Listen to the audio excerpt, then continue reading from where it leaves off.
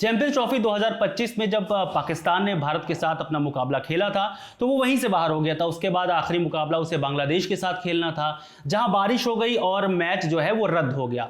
मगर अब पाकिस्तान के ऊपर, उनकी पूरी टीम के ऊपर, उनके खिलाड़ियों के ऊपर, यानी बाबर आजम, रिजवान, शाहीन शाह अफरीदी, नसीम शाह या कोई भी खिलाड़ी हो उनका, तो उस पर लगातार सवाल उठ रहे हैं। पाकिस्तान के अंदर जो पूर्व दिग्गज खिलाड़ी हैं, चाहे पूर्व गेंदबाज वसीम अकरम हो या फिर शोएब अख्तर हो या फिर कोई भी दूसरा, या मोहम्मद हफीज हो, कोई भी खिलाड़ी जो पूर्व रह चुका है पाकिस्तान में, वो लगातार सवाल उठा रहा है कि अब पाकिस्तान टीम का क्या होगा। पाकिस्तान का एक कार्यक्रम है जिसमें वसीम अकरम शामिल होते हैं, उसमें वकार यूनुस भी शामिल होते हैं और अजय जडेजा जो भारत के पूर्व खिलाड़ी हैं वो भी शामिल हुए। तो इस जगह पर वसीम अकरम ने बताया कि आज का क्रिकेट हम लोग के समय के क्रिकेट की बराबरी क्यों नहीं कर पा रहा, पाकिस्तान अब वैसा क्यों नहीं रह गया।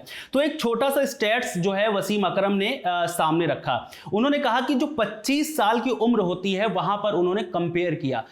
वसीम अकरम ने बताया कि जब 25 साल के शाहीन शाह अफरीदी थे, यानी कि गेंदबाजी की बात कर रहे हैं वो, कि क्यों इतनी अच्छी गेंदबाजी नहीं कर पा रहे हैं, क्यों वो अब उनमें वो बात नहीं दिखाई पड़ रही है जो वो 22 या 23 साल के थे तब उनमें वो बात दिखाई पड़ती थी। तो वसीम अकरम बताते हैं कि जब 25 साल के शाहीन शाह अफरीदी थे तब तक उन्होंने सिर्फ 1307 ओवर कराए हैं, यानी कि 1307 ओवर 25 साल की उम्र तक शाहीन शाह अफरीदी ने डाले हैं। और उसके बाद वो खुद को कंपेयर करते हैं, बताते हैं कि वसीम अकरम वो 25 साल की उम्र तक 3000 से ज्यादा ओवर्स कर चुके थे। और वहीं पर वकार यूनुस भी थे, उनके बारे में बताते हैं कि वकार यूनुस तब तक 25 साल की उम्र तक 4000 से ज्यादा ओवर्स फेंक चुके थे। यानी कि वो प्रैक्टिस है जो परफेक्ट बनाती थी उन दोनों गेंदबाजों को, चाहे वकार यूनुस हो और चाहे वसीम अकरम हो। इसके साथ उन्होंने कहा कि हम लोगों को ऐसी सुविधाएं भी नहीं मिलती थी, हम लोगों को बसों से ट्रैवल करना पड़ता था, कभी बस की छत पर बैठकर जाना पड़ता था, हम लोग दूर दूर कोचिंग करने जाते थे और कभी रेड बॉल क्रिकेट से हमने दूरी नहीं बनाई। हम हमेशा रेड बॉल क्रिकेट ज्यादा से ज्यादा खेलते थे। जब हम इंटरनेशनल मैच के बाहर अगर अपने देश में या किसी घर के मैदान में प्रैक्टिस करते थे तब भी हम रेड बॉल क्रिकेट से ज्यादा खेलते थे, जो आज के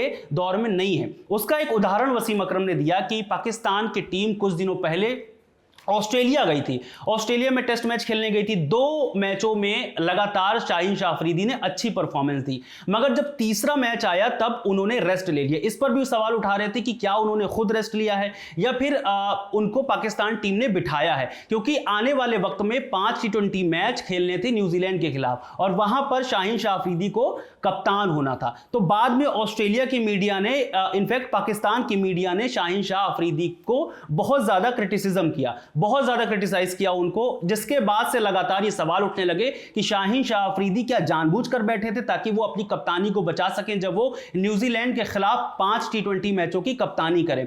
इसी तरीके से उन्होंने सवाल उठाया कि आखिर रेड बॉल क्रिकेट से ये लोग दूरी क्यों बना रहे हैं। अगर वो रेड बॉल क्रिकेट से दूरी बनाएंगे तो उनको ज्यादा गेंदें फेंकने की प्रैक्टिस नहीं होगी, उनको ज्यादा बल्लेबाजों के सामने गेंदबाजी करने की प्रैक्टिस नहीं होगी, उनको यह प्रैक्टिस नहीं हो पाएगी कि दरअसल उन्हें टप्पा कहां खिलाना है, कहां से स्विंग करना है, किस गेंद को कौन सा बल्लेबाज किस तरह से छोड़ता है, उनको ये तमाम चीजें समझ में नहीं आएगी। यानी कि वसीम अकरम या वकार यूनुस, जो भी दिग्गज खिलाड़ी रहे हैं पाकिस्तान के पूर्व, वो लगातार इस टीम पर सवाल खड़े कर रहे हैं।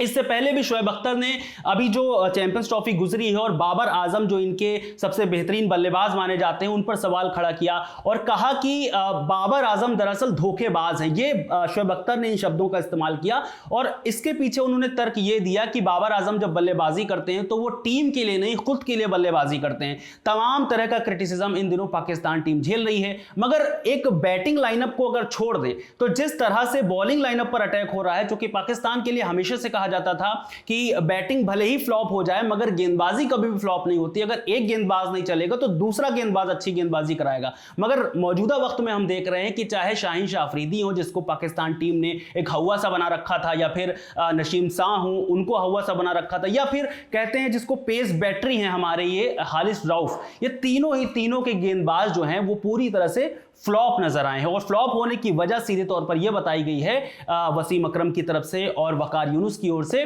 कि ये लोग रेड बॉल क्रिकेट नहीं खेलते हैं। जब रेड बॉल क्रिकेट ज्यादा हो जाता है, यानी मान के चलिए 2 मैचों से ज्यादा की सीरीज होती है, तो ये खुद को रेस्ट देने के लिए कोई ना कोई बहाना बनाते हैं, जो पाकिस्तान क्रिकेट के लिए ठीक नहीं है। फिलहाल चैंपियंस ट्रॉफी में पाकिस्तान बाहर हो ही चुका है और आखिरी मैच जो था, अगर पाकिस्तान जीत जाता बांग्लादेश के साथ तो शायद बची खुची इज्जत उनकी वापस लौट आती, मगर अब वो भी नहीं हो पाया चूंकि बारिश हो गई। उसके बाद व्यवस्थाओं पे सवाल खड़े होने लगे।